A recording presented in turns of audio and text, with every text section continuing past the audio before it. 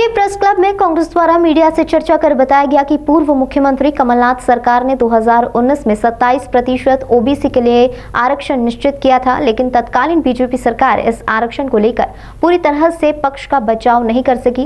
कांग्रेस हमेशा ओबीसी आरक्षण के लिए संघर्ष करती रहेगी।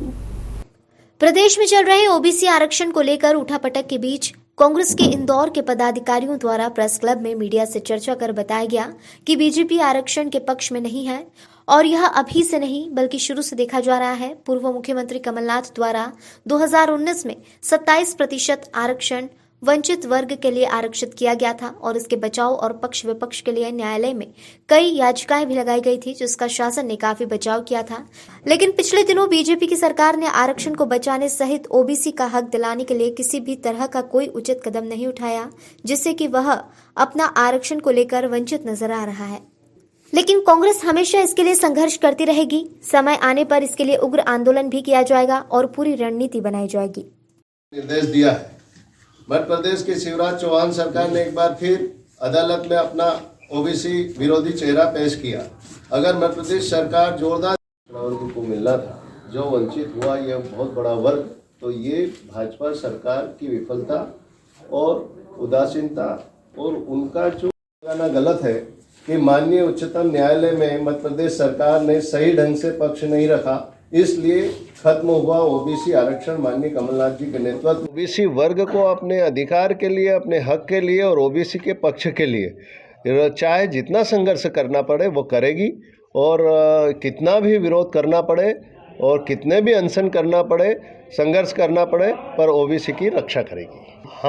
हमारे जो भाइयों ने स्वतंत्र है, सबको चुनाव, ये कोई सिंबल पे चुनाव नहीं है, इसलिए हम चाहते हैं कि हमारे परिवार में कोई मतभेद नहीं हो, तो सामंजस्य समन्वय हो।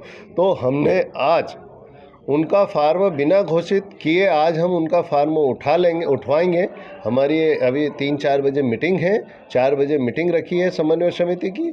हमारा प्रयास रहेगा कि हम उसके पहले ही समझाइश करके फार्म उठवा दें, उसके बाद घोषित करें, ताकि कोई विरोध आपस में नहीं हो, मतभेद आपस में नहीं हो। इसलिए ये हमारी रणनीति है। हमारे आदरणीय पटेल साहब भी बताएंगे, राधेश्याम पटेल जी।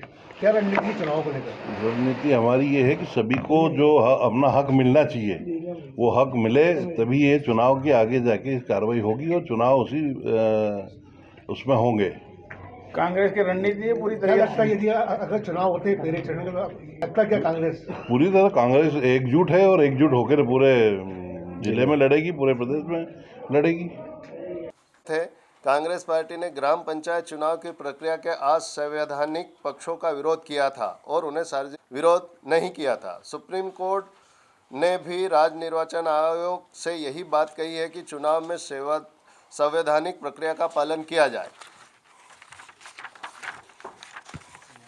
माननीय उच्चतम न्यायालय में पक्षधारों ने रोटेशन प्रणाली पर सवाल उठाया था, जो कि ओबीसी आरक्षण से भिन्न विषय है। इस विषय को भारतीय जनता पार्टी के नेता सरासर झूठ बोल रहे हैं कि जब माननीय सुप्रीम कोर्ट ने ओबीसी आरक्षण खत्म करने का फैसला सुनाया, तो यह मध्य प्रदेश सरकार की जिम्मेदारी थी कि वह आरक्षण के समर्थन में उचित तर्क माननीय न्यायालय में पेश करती। लेकिन मध्य प्रदेश सरकार के सरकारी वकीलों ने जानबूझकर अदालत में ऐसा नहीं किया। यह एक सुनियोजित षड्यंत्र था। शिवराज सरकार का ओबीसी रवैया पहली बार सामने नहीं आया है। इससे पहले नौकरियों में आरक्षण के मामले में हाईकोर्ट में चल रहे सुनवाई में सरकार की ओर से वकील पेश नहीं हुए और मामले की सुनवाई अनिश्चित काल के लिए टल गई। वर्ष 2003 में जब कांग्रेस सरकार ने प्रदेश में ओबीसी, हमारा ये कहना था कि अगर एनओसी कोई नहीं देता है तो आप उसका मतलब कोई आपत्ति लगाए कि इनके ऊपर जनपद पंचायत का इतना टैक्स बकाया है या इन पे कर्ज बकाया है, तो उसका फॉर्म निरस्त करें। एनओसी नहीं लाओगे तो आपका फॉर्म ही नहीं देंगे हम। ये कौन सा तरीका है? अगर हम बकायादार है, कोई भी जो आवेदन कर रहा अभ्यर्थी, अगर उसका जनपद का या जिले का कोई भी बकाया है तो उसका फॉर्म निरस्त करें। आप एनओसी लाएंगे तब फॉर्म लेंगे, ये कौन सा नियम है?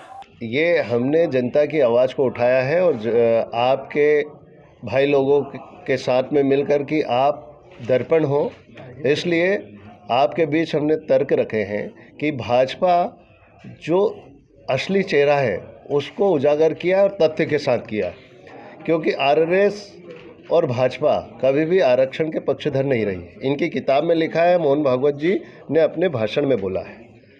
तो उसी का परिणाम रहा कि जो 27% आरक्षण से ये एक बड़ा वर्ग वंचित हुआ है, ये भाजपा की सोची समझी विचारों से और सोची समझी चाल से का ये परिणाम है। तो इसको ये जो हम कांग्रेस पे ढोल रही है कि कांग्रेस के कारण 27% आरक्षण का वर्ग को अधिकार नहीं मिला, तो ये गलत है। क्योंकि 2019 में कमलनाथ जी की सरकार ने 27% आरक्षण दिया, उसकी रक्षा करने के लिए कहीं याचिका लगी उसके विरोध में। तो जब सरकार का ये दायित्व होता है कि जो निर्णय होता है उसकी रक्षा की जाए, तो सुप्रीम कोर्ट में इन्होंने अपना पक्ष नहीं रखा, इन्होंने ओबीसी के लिए तर्क से लड़े नहीं। तो ये इनका सोची समझी चाल थी, उसके परिणाम स्वरूप ये ओबीसी वर्ग इससे वंचित हुआ। कांग्रेस पे ये ढोल रहे हैं, कांग्रेस गई थी संविधान के अनुरूप चुनाव हो, पंचायत चुनाव आरक्षण के अनुरूप हो, परिसीमन के अनुरूप हो, ये इस कारण गई थी, ना कि चुनाव रोकना है कि ना कि 27 ओबीसी जो वंचित हुआ उसके लिए कोई कांग्रेस ने याचिका नहीं लगाई थी। तो इनका आज जो सही विचार है वही तर्क हम आपके समक्ष रखने यहाँ आए थे। आगे क्या